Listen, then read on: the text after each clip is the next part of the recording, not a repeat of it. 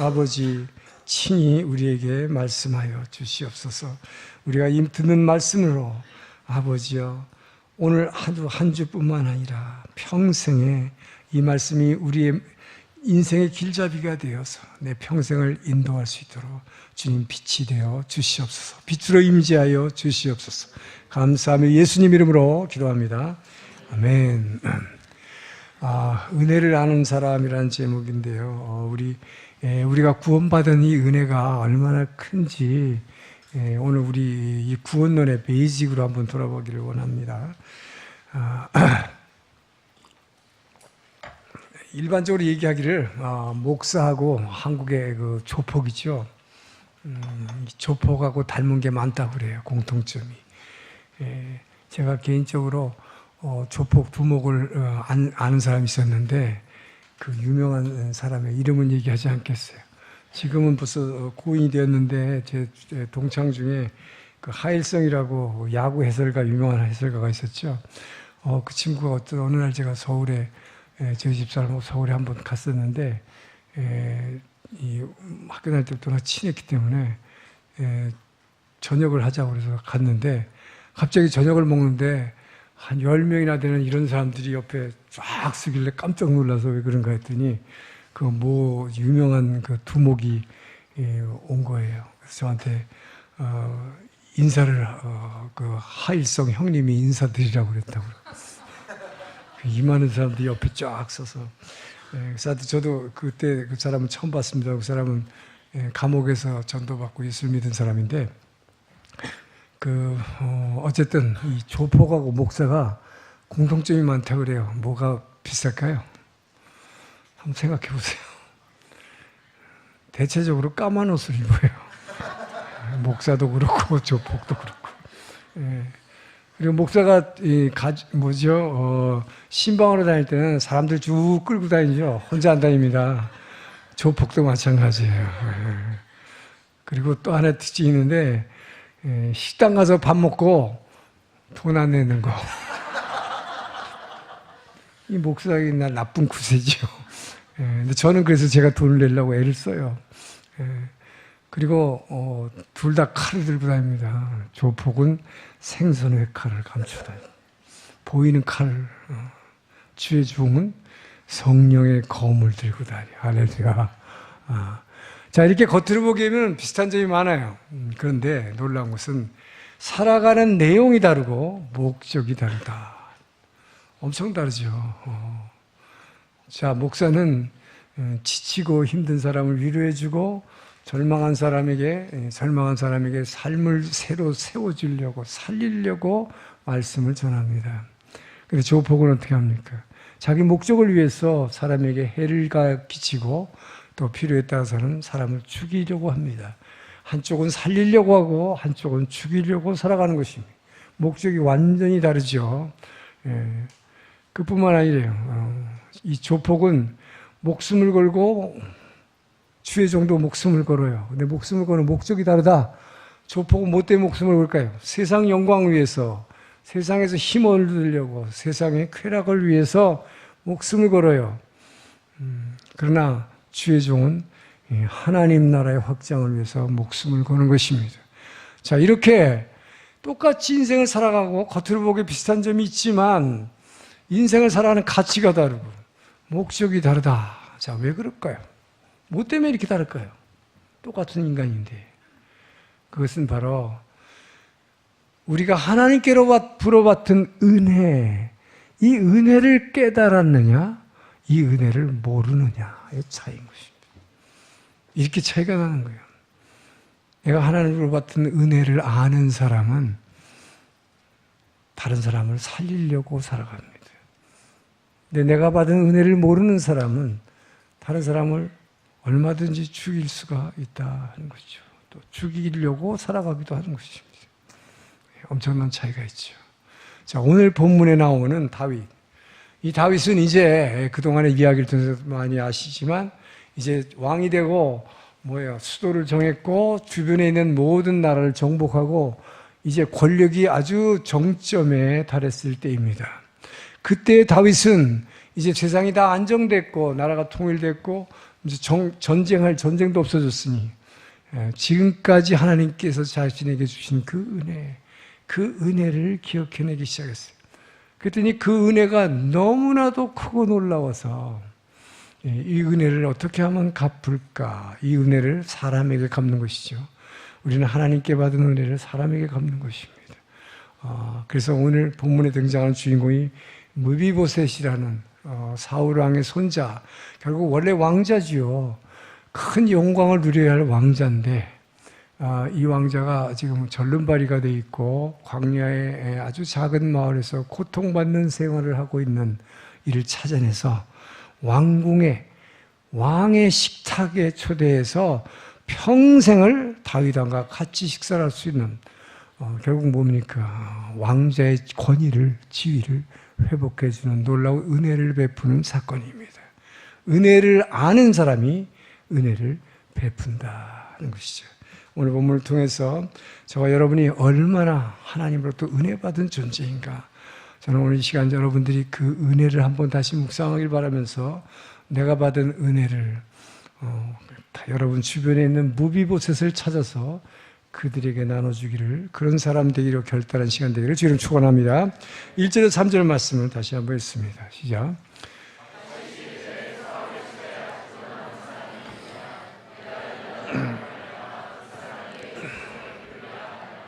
사울의 집에는 종 한 사람이 있으니 그의 이름은 시바라. 그를 다윗의 앞으로 부르매 왕이 그에게 말하되 네가 시바냐 하니 이르되 다윗의 종이니이다.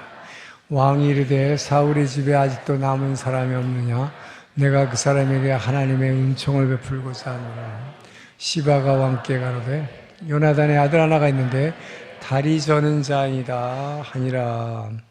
자, 여기서 우리에게 주시는 메시지는 무비보셋처럼 비참한 삶을 살고 있던 이런 인생이 우리가 하나님의 은혜로 하나님의 자녀가 돼서 이 왕의 식탁에 이 생명의 양식을 나누는 자리에 함께 앉게 되었다.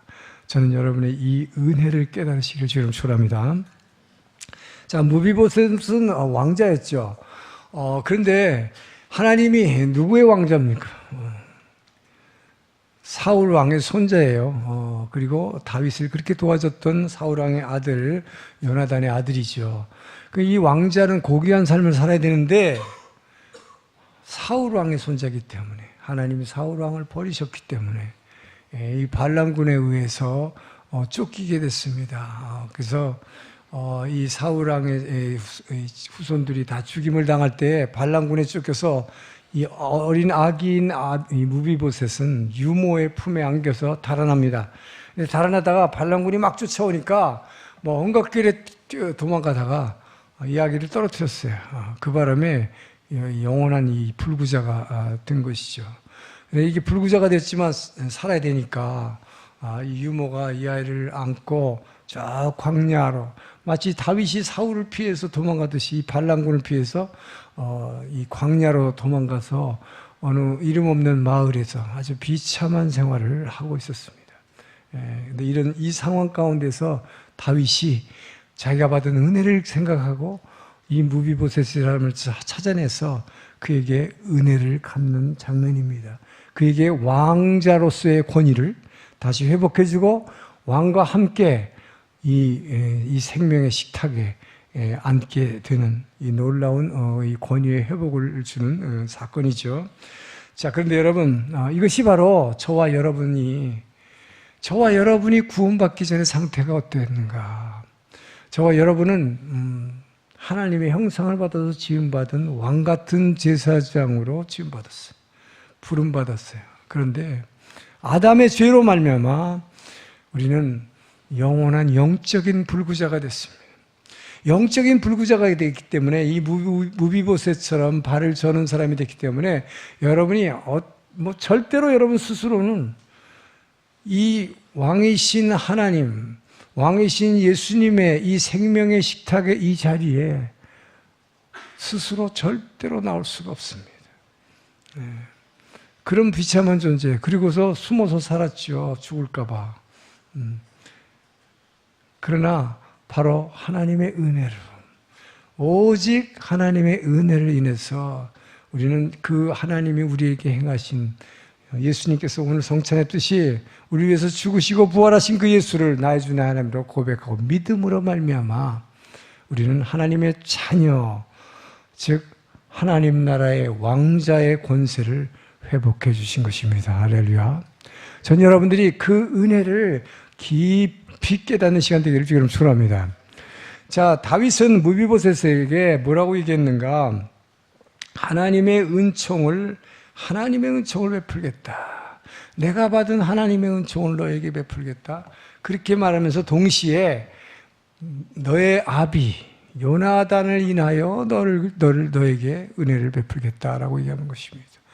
다윗이 받은 은혜는 물론 하나님의 받은 은혜가 크지만 또한 요나단에게서, 사람에게서 받은 은혜도 크다 하는 것이죠. 그래서 이 은혜, 우리는 은혜를 하나님으로부터 받고 또 사람을 통해서 받습니다. 이 은혜라는 것이 히브리어로 헤세드라고 하는 것은 은혜의 정의가 뭔가? 여러분이 뭔가를 해가지고 그의 대가로 받는 것을 은혜라고 하지 않아요. 은혜란 건 뭡니까? 나는 아무 받을 자격이 없는데 하나님께서 일방적으로 내게 주어지는 호의를 말합니다. 다윗은 아무리 생각해봐도 자기가 하나님 앞에 이렇게 엄청난 은혜를 받아야 할 이유가 하나도 없는데, 자기가 소년 시절부터 지금까지 하나님께서 주신 이 은혜가 너무나 커서 그 은혜에 감격해서 그 은혜를 갚을 대상을 찾기 시작했고, 그래서 무비보셋을 찾아내서 그에게 자기가 받은 은혜를 갚아주는 것이죠. 자, 바로 오늘날 우리도 마찬가지죠. 도저히 저와 여러분은 하나님 앞에 구원받을 자격이 아무것도 없는 사람이에요. 왜 그랬을까요? 하나님을 몰랐을 때는, 우리가 아직 죄인 되었을 때 어떻게 했을까요? 하는 짓이 죄 짓는 것밖에 없었죠. 무슨 자격으로 우리가 하나님의 자녀가 되는 권세를 이 은혜를 받겠습니까? 그런데 놀랍게도 성경은 너희가 그 은혜를 인하여, 하나님의 은혜 때문에, 일방적으로 주어지는 은혜 때문에 오직 믿음으로 말미암아 구원을 얻었나니 이것이 너희에게서 나온 것이 아니라 하나님의 은혜라. 하나님의 선물이다. 결국 우리는 그 하나님의 주어진 선물인 하나님의 은혜 때문에 우리가 놀랍게도 왕이신 하나님의 이 생명의 식탁에 앉게 된 것입니다. 여러분, 이 생명의 식탁에 앉게 됐다는 것이, 이것이 얼마나 큰 축복인가. 여러분이 지금 이 자리에 이렇게 앉아있으면 우리는 그냥 예배 들어왔다 이렇게 생각할지 몰라요. 근데 이것은 여러분에게는 엄청난 인생의 지금 변화를 얘기하는 것입니다. 여기서는 지금 세상에서 주는 떡을 주지 않아요. 생명의 떡을 지금 여러분이 받고 있습니다. 그 왕이신 주님으로부터 생명의 떡을 받고 있어요. 왕의 식탁에서 지금 교제를 하고 있는 것입니다. 놀라운 일이죠. 이 세상 사람들은 하기에는 있을 수 없는 일입니다. 만약에 여러분이 지금 이 자리에 나와서 하나님의 이 궁전에, 이곳에서 왕의 식탁에 앉아서 이 생명의 떡을 나누고 있지 않다면 여러분이 어떤 존재가 됐을까 한번 생각해 보세요. 이 바깥에 있는 세상들의 삶에 관심이 뭡니까? 전부. 우리의 이 세상은요, 이 생명의 떡을 먹지 않으면, 이 왕의 궁전에 들어와서 여기서 왕의 식탁에 앉아서 생명의 떡을 먹지 않으면 우리는 그냥 육으로 살아가는 거예요. 이 육으로. 이 육은 뭘까요? 이 몸뚱어리, 이 육이라는 것은 DNA적으로 분석해 보면 생쥐 새끼하고 똑같다. 생쥐의 DNA 99%가 인간하고 똑같다고 그래요. 그러니까 생쥐의 이 몸뚱아리와 우리 몸뚱아리가 똑같기 때문에 신약을 개발하면 전부 생쥐한테 실험하잖아요. 그게 다 그대로 듣잖아요, 사람에게. 왜 그럴까요? 똑같으니까. 그러니까 여러분, 너무 잘난 척 하지 마시라고. 그러니까 욕할 때 뭐라요? 이 쥐새끼 같은 놈, 맞는 말이에요. 이게 쥐새끼하고 똑같거든. 하는 짓이 똑같아. 예? 이 똑같다는 얘기는 뭘 할 거예요? 뭘 추구할까요, 여러분? 그냥 놔두면, 여러분이 이 생명의 양식을 먹지 않으면, 이 왕의 식탁에서 생명의 양식을 먹지 않으면 이 몸뚱아리가 하고 있는 건 뻔한 거예요. 제가 뉴질랜드에 있을 때 양을 많이 봤어요. 보려고 본 게 아니라 거기는 볼 게 양밖에 없어. 운전을 하고 가도 몇 시간 동안 양밖에 보이는 게 없어요. 그 양을 무심히 그렇게 쳐다보고 있으면 양은 한 번도 하늘을 쳐다보지 않아. 땅만 쳐다봐요. 뭘 볼까? 무엇을 먹을까? 무엇을 마실까? 생각하는 그거밖에 없죠. 땅바닥을 찾는 거예요. 무엇을 먹을 게 있나, 마실 게 있나. 또 하나 있어요. 뭘까? 어디다가 배설할까? 그거예요. 어디다가 배설. 이 몸뚱아리 유기하는 것은 그것밖에 없어요. 무엇을 먹을까, 마실까? 그리고 어디다 배설할까? 그러니까 양을 보면요, 땅바닥만 뒤지다가 그 다음에 뭘 쫓아갈 거예요? 암놈의 뒷공문이 냄새만 쫓아먹고 다녀. 왜? 어디다 배설할 걸 찾는 거예요. 인간의 몸뚱아리가 똑같아요, 여러분. 그냥 여러분 놔두면 이 하나님의 왕이신 하나님의 이 식탁에서 여러분이 지금 이 생명의 양식을 먹고 있지 않으면 똑같은 존재가 된단 말이에요. 그러니까 이 세상 사람들이 그렇게 돈 벌려고 그래. 그래서 돈을 많이 벌었어. 재벌되면 어떨까? 그 끝이 뭐예요, 다? 뭘 할까요? 먹을 거 마실 거 다 해결됐잖아요. 그러고 나면 하는 게 뭐예요? 배설하는 거. 이게 뭐예요? 죄 짓는 거잖아요. 그것밖에 없어요. 그렇게 출세하려고 그래. 클린턴 같이 대통령 됐다. 되고 나니까 뭐예요? 루윈스키 스캔들. 이거잖아요. 이 몸뚱아리가 원하는 거, 살아가는 목적은 그것밖에 없어. 얼마나 비참합니까, 여러분? 그렇다면 우리가 이 쥐새끼로 살아간 거, 그러다가 살다가 죽는 것과 뭐가 다르냐, 이 말이에요. 여기에서 우리가 여러분, 단지 하나님의 너희가 그 은혜를 인하여 믿음으로 말미암아 구원 얻었나니 너희에게서 난 것이 아니라 하나님의 선물이다. 이 은혜가 얼마나 큰지를 전 여러분 깊이 깨닫게 되기를 주님 축원합니다. 이게 보통 일이 아니에요. 이 사건이 엄청난 은혜다 하는 것입니다. 자, 그래서 다윗은 이 은혜를 자기가 이 구원받을 자기가 하나도 없는데 하나님께서 이렇게 너무나 은혜를 주셨다. 그래서 그가 고백한 게 뭐예요? 사무엘하 7장 18절 봅니다. 있습니다. 시작. 여호와 앞에 들어가 앉아서 이르되 주 여호와여 나는 누구이오며 내 집은 무엇이기에 나를 여기까지 이르게 하셨나이까. 자격이 나는 아무것도 없습니다. 나는 무엇입니까? 내 집이 무엇을 했습니까? 근데 하나님께서 내게 이렇게 왕이라는 자리에 주시고 하나님과 늘 이렇게 교제할 수 있는 이 영광을 내게 주십니까? 라고 말하는 것이죠. 이렇게 자격 없는 사람이 하나님의 은혜를 깨닫는 사람, 아는 사람이 무비보셋 같은 사람을 찾아내서 그에게 은혜를 베풀게 된다는 거예요. 저와 여러분도 정말 무비보셋 같이 영적인 불구자가 돼서 하나님의 왕궁에 생명의 식탁에 내 스스로 올 수가 없는데 하나님의 은혜로 또 누군가의 은혜로 누군가가 나를 전도하려고 얼마나 노력해서 저와 여러분이 이 자리에 오게 된 거예요. 여러분 그 은혜에 감사하기를 축원합니다. 그 은혜를 깨달은 자가 이웃에게 베푼다. 자, 그래서 여러분 우리는 정말 하나님 앞에 죄진 것밖에 없어요. 그러니까 우리가 그 예수를 알고 믿고 구원받기 전에 우리가 한 것은 정말 여러분 제가 여러분 쫓아다녀서 안 봐서 그렇지 다 쫓아가서 보면 다 죄 짓는 것만 하고 살았어요 여태까지. 그러다가 우리가 구원받은 거예요. 그러니까 지금은 우리가 얼마나 이 은혜에 감사해요. 정말 여기에 뼛속 깊숙이 감사하는 사람이 그 은혜를 갚으려고 사람을 찾아야 누구한테 이 은혜를 베풀까 이걸 찾는 것입니다. 그래서 여러분 에베소 2장 10절 한번 보겠습니다. 시작. 우리는 그가 만드신 바라 그래서 예수 안에서 선한 일을 위하여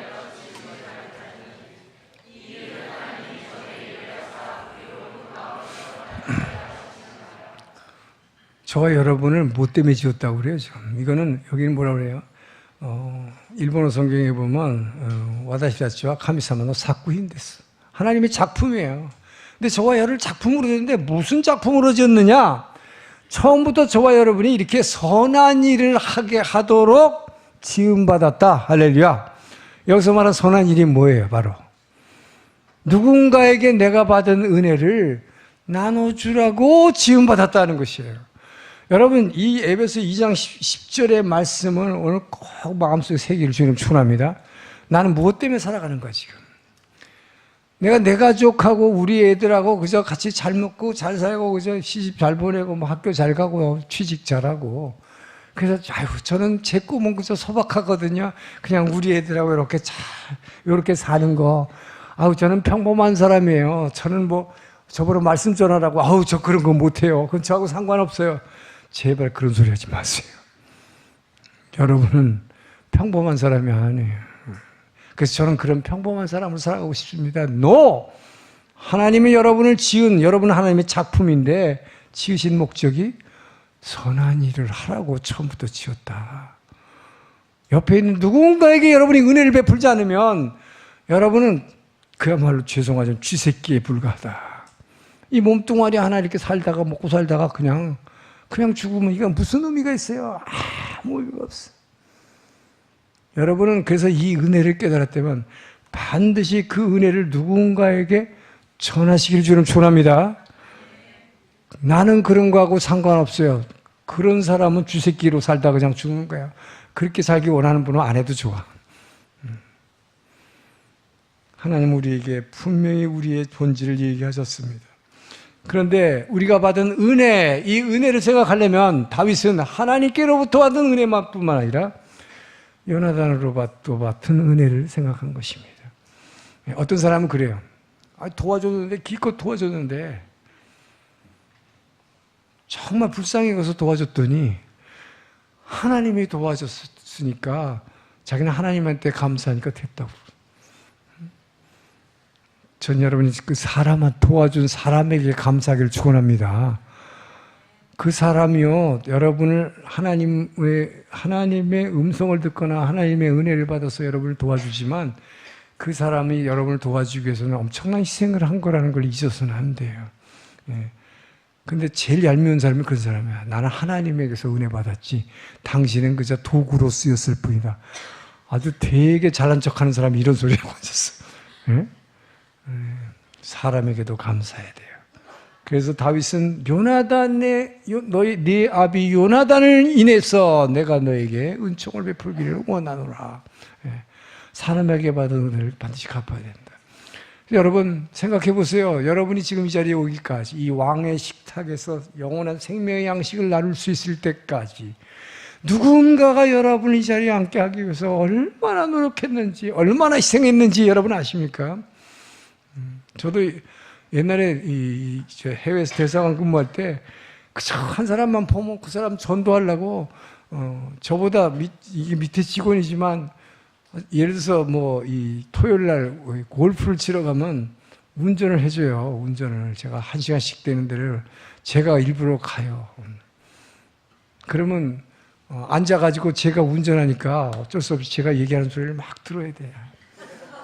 1시간 동안 계속 떠들어요. 근데 떠드는 게 아니라 이 바울의 복음을 전하는 거예요. 그러면 뭐 들은 척도 안 하고, 근데 3년 동안 근무했는데 들은 척도 안 한 것 같았는데 다른 지역에 갔는데 나중에 메일이 왔어요. 내가 선배님 덕분에 교회를 다니게 됐습니다. 할렐루야. 이렇게 열매가 있더라고요. 그래서 정말로 여러분을 이 자리에 있기까지 누군가가 얼마나 수고했는지. 저는 그래서 모태신앙이기 때문에 저에게 참 이 신앙을 주고 돌아가신 그 부모님들이 정말 감사해요. 진심으로 감사해요. 정말 가끔 가다가 그걸 생각하고, 저는 옛날에 부모님들이 제게 해주신 거 그렇게 많지 않지만 너무나 가난했고 고통받고 그분들이 이단에 빠져서 저를 버리고 나가서 제 혼자 어렸을 때부터 자랐지만, 그러나 그럼에도 불구하고 제게 예수라는 것을 어렸을 때 심어준 그 은혜에 대해서는 막 생각하면 정말 막 통곡할 정도로 제가 감사를 해요. 그러나 안타깝지요. 그분이 결국 이단들에 빠져서 돌아가셨으니까, 구원받지 못했으니까. 그러나 여러분 주변에는 이렇게 그러니까 부모님 덕분에 여러분이 예수 믿었을 수 있고 누군가가 여러분을 위해서 그 희생했던 그 결과로 여러분이 오늘날 이 은혜의 식탁에 앉게 됐다는 거. 여러분 이거를 기억하시고 누군가에게 그 은혜를 베푸시기를 주 이름으로 축원합니다. 먼저 은혜를 깨닫는 게 중요하다는 것이 5절에서 8절 말씀이 있습니다. 시작.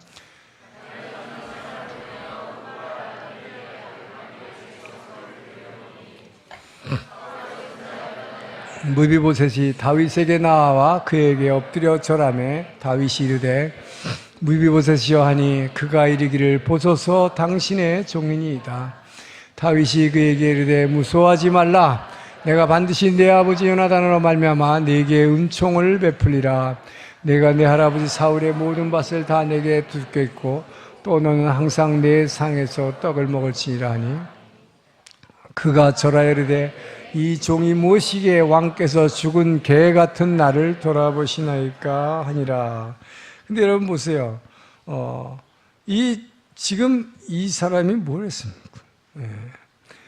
은혜 받은 성도는 반드시 은혜에 합당한 삶을 살아야 된다. 은혜에 합당한 사람이 살아야 되는 게 뭐예요? 아까 우리를 지으신 목적이 바로 그 선한 일을 위해서 지음받았기 때문에. 무비보셋이요 지금 다윗에 의해서 왕궁에 초대받았죠.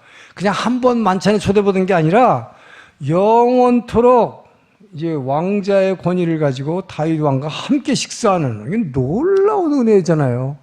왕권을 회복시켜준 거예요. 왕자의 권한을. 그랬는데 지금 본문 읽어보면요, 무비보셋은 덜덜덜 떨고 있습니다. 두려워하고 있어요. 무엇 때문에 떨고 있을까요? 죽을까봐. 왜요? 자기 할아버지 사울왕이 그동안 다윗에게 한 짓이 얼마나 못된 짓을 했어요. 그걸 알고 있기 때문에 왜 다윗이 나를 초청할까? 왜 밥 먹자고 그럴까? 여러분, 은혜를 베푼 사람은 진짜 은혜를 베풀려고 하고 있는데 은혜를 받는 입장에 있는 사람은 두려워하는 것입니다. 왜? 죄 때문에 두려워하는 거예요. 그 왕궁의 그 은혜의 식탁에 앉으면 내가 이렇게 암살당할 모양이다. 나를 죽이려고 이렇게 부르나 보다. 이렇게 생각하는 거죠. 근데 어떻습니까? 저와 여러분은 이 결론을 다 알고 있잖아요. 이런 쓸데없는 걱정이 어디 있냐 이 말이에요. 요셉의 형들은 노예로 동생을 팔았습니다. 요셉을. 그래놓고 요셉이 보복할 걸 두려워했습니다. 그러나 요셉은 이미 용서하고 있었다는 것을 이 형들은 모르고 있었어요. 여러분, 저와 여러분은 이미 하나님의 은혜를 받은 자예요. 담대하게 주의 보좌로 나가기를 주님 축원합니다. 우리는 주님 앞에 보좌, 주님의 심판대 앞에 서야 할 여러분은 피고인이 아닌 거예요. 그렇기 때문에 죽음을 두려워할 필요가 없다. 하나님은 은혜를 베풀기 위해서 여러분을 이 왕의 식탁으로 초대했음을 믿으시기 바랍니다. 그런데 우리는 초대받아 놓고는 겁을 먹는 거예요. 여기 왔다가 죽을까 봐. 대표적인 게 뭘까요? 새벽 기도 매일 다니면 힘들어서 직장 생활도 힘든데. 제가 그랬거든요. 3주 동안 그러니까 한 목사님 설교에서 뭐 말씀만 공부하면 안 되고 매일 기도 안 하면 변하지 않는다고 해서 새벽 기도 시작했는데 3주째쯤 되니까 막 오후가 되니까 막 다리가 우들우들 너무 졸리고 막 흐느흐느하다가 이러다가 쓰러져 죽는가 보다. 내가 새벽 기도하다가 순교하겠구나. 제가 그렇게 생각을 했는데 그때 날마다 저녁에 온누리교회 가서 성경 공부할 때라서 갔더니 그날 마침 선교사님이 강사인데 그러는 거예요. 여러분, 새벽 기도 하다가 죽을 것 같이 생각하는 분 절대 죽지 않습니다. 새벽 기도 하다가 뭐예요? 희귀병이 낫는 사람은 있어도 새벽 기도 하다가 죽었다는 사람 교회사에 없습니다. 할렐루야. 그래서 영적인 멘토가 계신데, 그분이 원래 순복음교회 신학대학을 다녔어요. 그런데, 폐결핵에 걸렸는데, 폐결핵이 그 옛날에는 다 고칠 수가 없고 좀 특이한 폐결핵이 돼서 이분은 병원에서 당시에 그 결핵 약으로 한 주먹씩 먹는 결핵을 먹어도 낫질 않는 거예요. 그 병원에 여기저기 다 다녀봤는데 결론은 그 좀 특이한 해결하게 돼서 고칠 수가 없다고 병원에서 포기를 해버렸어요. 그랬더니 문제는 병원에서도 포기해서 절망인데 이 젊은 청년이 서울대학을 졸업하고 신학을 했는데 교수가 되려다가 신학을 한 사람인데 얼마나 절망했겠어요. 그런데 교회가 아니라 신학교에서마저 버려버리는 거예요. 왜? 고칠 수 없다니까. 너 학교 나오지 말라 그런 거예요. 왜? 결핵은 옮길 수 있으니까. 신학교에서 쫓겨났어요. 그래서 이분이 너무너무 절망해서 이 젊은 인생을 이제 어떻게 살아갑니까? 자기는 하나님이 부르심을 받아서 목회에 헌신하기로 했는데 교수 자리도 포기하고 왔는데 그래서 너무 절망해가지고 있다가 잠을 못 이루고 있다가 그냥 새벽에 일어나서 보니까 동네 교회가 하나 있더래 보이더래요. 그래서 그냥 무조건 갔대요. 새벽 기도 가면 살까 해서. 그래서 거기 가가지고 막 아무리 생각해도 그냥 억울하고 막 그래서 그냥 계속 울기만 했다는 거예요. 보니까 혼해져가지고 다른 사람 다 끝나고 갔는데 혼자서만 울고 있으니까 나이 많은 목사님이 오시니 툭툭 치면서 젊은이 왜 이렇게 울고 있나. 그래서 제가요 이렇게 해서 지금 폐병이 걸려갔는데 병원에서도 포기했고 신학교에서도 쫓겨났어요. 저는 어떻게 하면 됩니까? 그랬더니 그 목사님이 툭 치면서 뭐가 걱정이야? 새벽 기도하면 살아나 이 사람. 새벽 기도하면 살아나면 믿으시기 바랍니다. 그분이 그래서 새벽 기도에 살아나시죠. 아주 유명한 목사님 되시죠. 저의 영적 멘토가 됐어요. 여러분 이 생명의 왕의 식탁에 나오는 건 여러분 죽이려고 하는 거 아니야. 여러분 이거 하다 죽지 않아 여러분. 하나님이 여러분에게 놀라운 은혜를 베풀기 위해서 여러분은 왕의 식탁에 초대함을 믿으시기 바랍니다. 그렇기 때문에 날마다 나와서 예배하던 자에게는 엄청난 축복이 준비되어 있지 그러다가 죽지 않으니까 걱정 않기를 축원합니다. 날마다 다니세요 이제부터. 자, 그래서 여러분 우리는 하나님의 이 은혜의 보좌 앞에 담대히 나가야 되는 거예요. 그래서 여러분 이미 하나님은 그리스도의 사랑으로 여러분을 사랑으로 붙잡고 계시기 때문에 이 사랑에서 끊을 어떤 존재도 이 세상에는 없다는 것입니다. 그 때문에 여러분이 살다가 보면 사건이 일어나고 병이 걸리기도 하고 직장에서 쫓겨나기도 하고 별일 다 있지만 우리가 잘 아는 로마서 8장 35절을 봅니다. 로마서 8장 35절 시작. 누가 우리를 그리스도에 사랑하였으리요.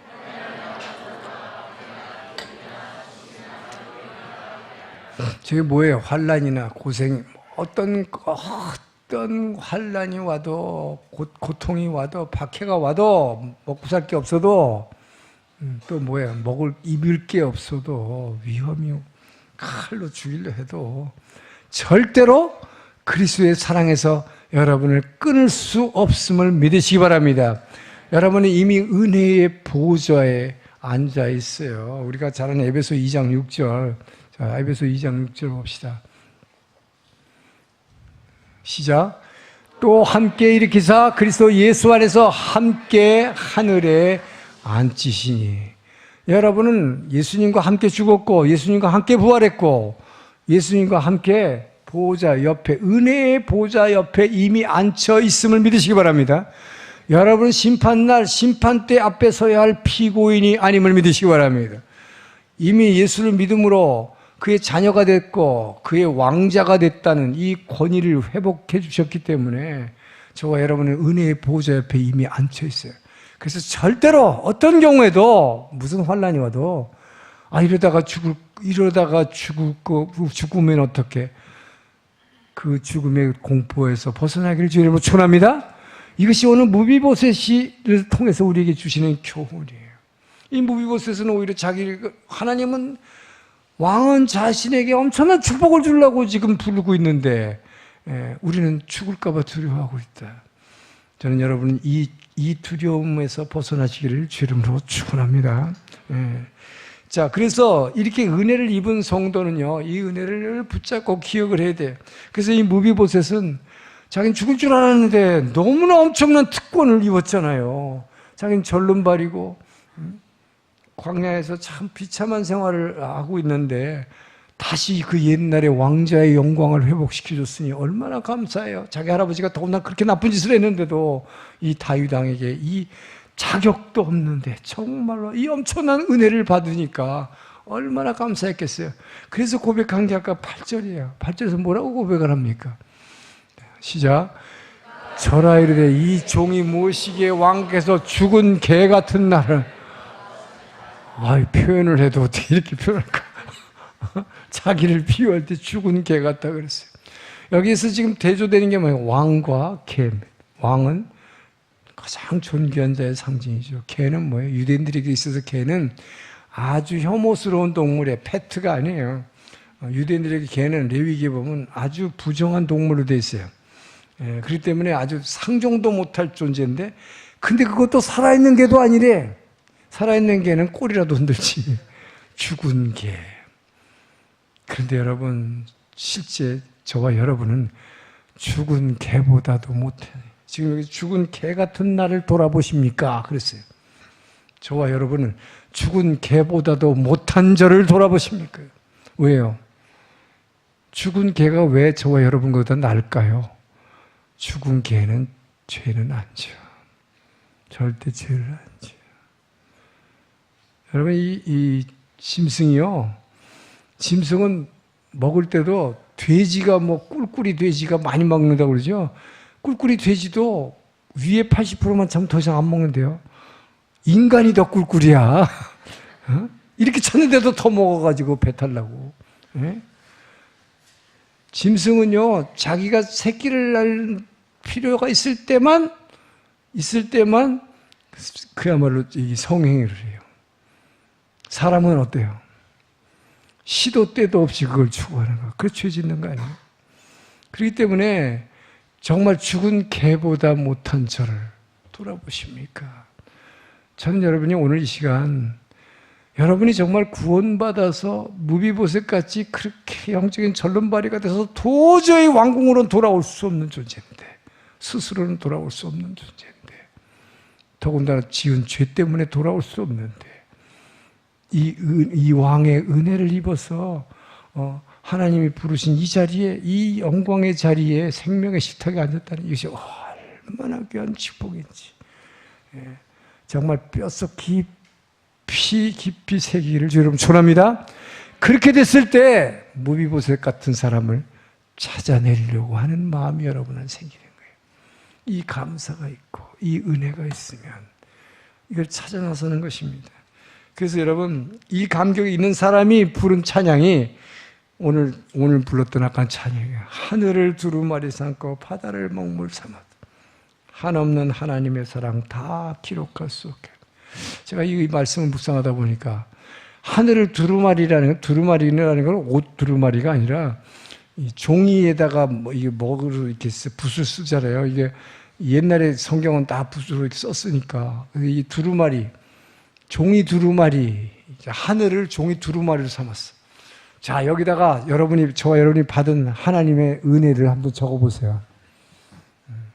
얼마나 커 이게 노트가. 여기다가 쓰는 거예요. 엄청난 큰 노트북에다 쓰는데 바다를 먹물 삼아서 이거 먹물 삼아서 찍었어. 제가 이걸 써보기로 했어요. 그래서 나를 처음에 내가 예수 믿게 되고 모태신앙이지. 우리 부모님 감사하고, 그 다음에 어릴 때 유년주일학교 다닐 때 뭐 이렇게 저렇게 했는데 하나님이 이런 은혜를 주셨고 그래가지고 제가 교회 이제 다니면서도 죄인이었는데 은혜를 깨닫고 말씀을 배우려고 그럴 때 하 목사님이 저보러 성경은 그냥 깨달아지는 게 아니야. 혼자 읽어서 절대 배울 수가 없어. 반드시 성경 말씀은 선생님에게 배워야 된다고. 그래서 제가 성경 공부를 열심히 쫓아다녔어요. 그러고 나서 또 성경 공부만 해서는 안 되고 기도하지 않으면 변하지 않는다고 해서 새벽 기도를 다녔어요. 우리 하 목사님 감사합니다. 또 내게 영성인 원료를 알려줘서 성령이 어떻게 우리에게 일하시고 방언이 뭐고 뭐 이런 걸 알려주신 우리 이천수 목사님 감사합니다. 아무리 써봐도 이 캔버스가 너무 크더라고. 몇 개 쓰 기억이 안 나. 여러분 이거 채울 수 있어요? 그래서 난 이거 작사한 사람이 대단하니까. 이 사람은 그 감사함을 써도 이 종이가 모자란데 이 하늘이. 근데 제가 기도하다가 깨달았어요. 정말 제가 새벽에 기도하다 보니까 여러분 잘 아는 데살로니가전서 5장 16절부터 18절 말씀 뭐예요? 항상 기뻐하라, 쉬지 말고 기도하라, 범사에 감사하라. 이게 뭡니까? 저는 이것이 명령형인 줄 알았어요. 항상 기뻐해야 된다. 그리고 항상 기도해야 된다. 그러니까 막 암만 피곤해서 새벽 기도 막 이를 악물고 그래서 막 눈이 쌓여서도 목숨 걸고 와라. 전 그 뒤에 그렇게 했다고 그랬잖아요. 예. 그리고 무슨 일이 일어나도 감사해야 된다. 해야 된다. 근데 해야 된다 하면 율법이에요. 근데 그렇게 생각을 했는데 그게 아니라는 걸 알았어요. 제가 새벽에 기도하면서 주님의 임재 앞에 이 주님의 임재를 느꼈을 때 내가 그 왕이신 주님과 함께 이 식탁에 앉아 있구나. 그분의 말씀을 들으면서 그분이 이곳 살아있는 그분의 그 권위 앞에 내가 섰을 때 그 엄청난 은혜가 내게 막 밀려올 때 이분과 내가 이 같은 시간에 이 같은 공간 안에 있다는 이 자체가 얼마나 엄청난 은혜인지 막 감격해서 막 이 안에서 막 눈물이 꽉 뽕뽕뽕 쏟아지는 거예요.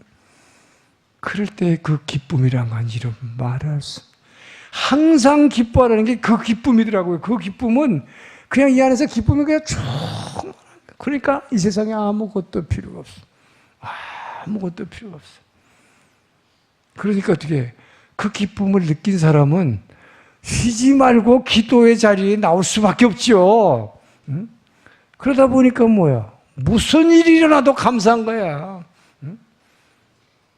뭐 승진해서 떨어졌어도 뭐가 설령 잘못됐어도 감사한 거예요. 주님 감사합니다. 예. 이것을 통해서 내게 또 다른 길을 열어주시고 나를 다른 길로 인도하시기 위해서 주님께서 내게 이런 어려운 것을 주시니 감사합니다. 전 여러분 그래서 이 왕의 식탁에 초대받았다는 이 자체가 얼마나 큰 은혜인가. 그래서 제가 그거 한 줄을 바다를 먹물 삼아서 이 하늘에 이 종이에다가 한 줄로 탁 썼어. 그랬더니 이게 그냥 꽉 차는 거예요. 꽉 차는 거예요.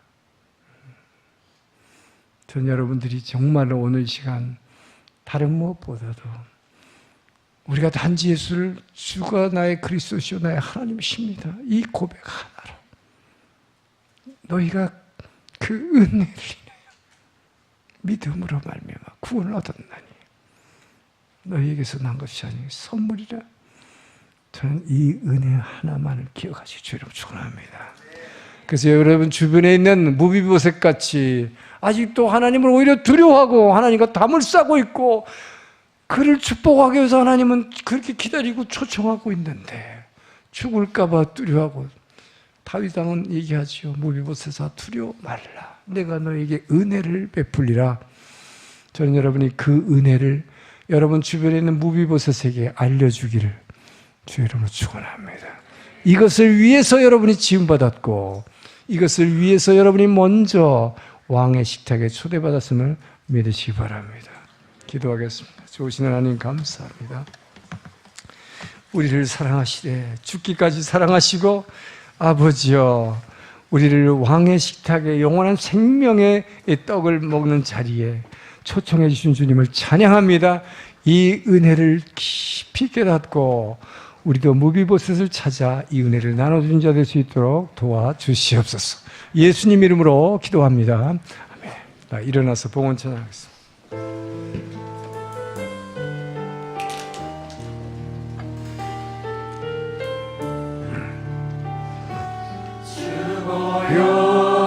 날 정결케 하고 주보혈 날 자유케 하니 주 앞에 나 예배하느니 시간 내 모든 것을 주께 드리네 주의 손 날 위해 지키셨고 주의 발 날 위해 박히셨으니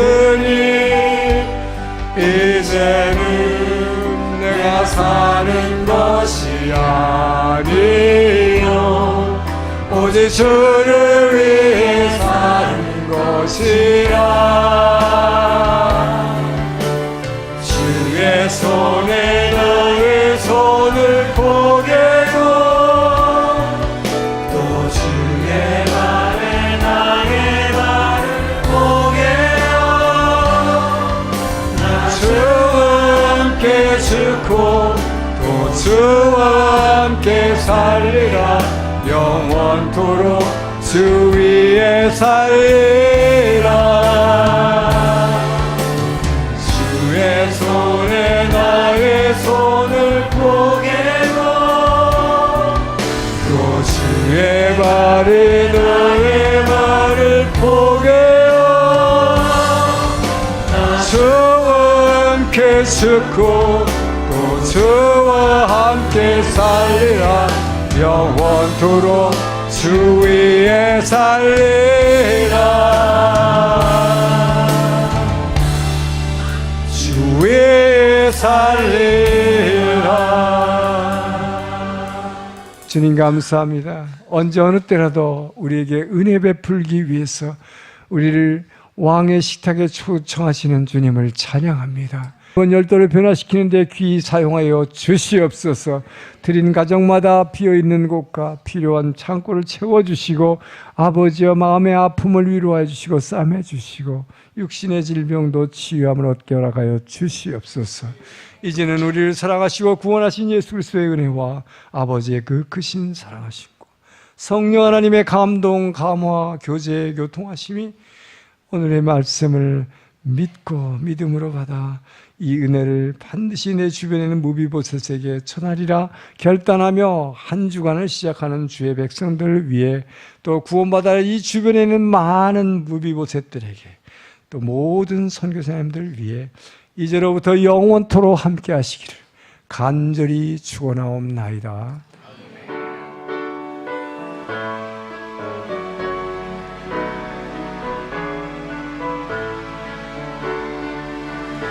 살아계신 주 너의 참된 소망 걱정 근심 전혀 없네. 사랑의 주는 갈 길은 너하리 내 모든 삶의 기쁨 늘 충만하네. 은혜의 주님께 감사와 영광의 박수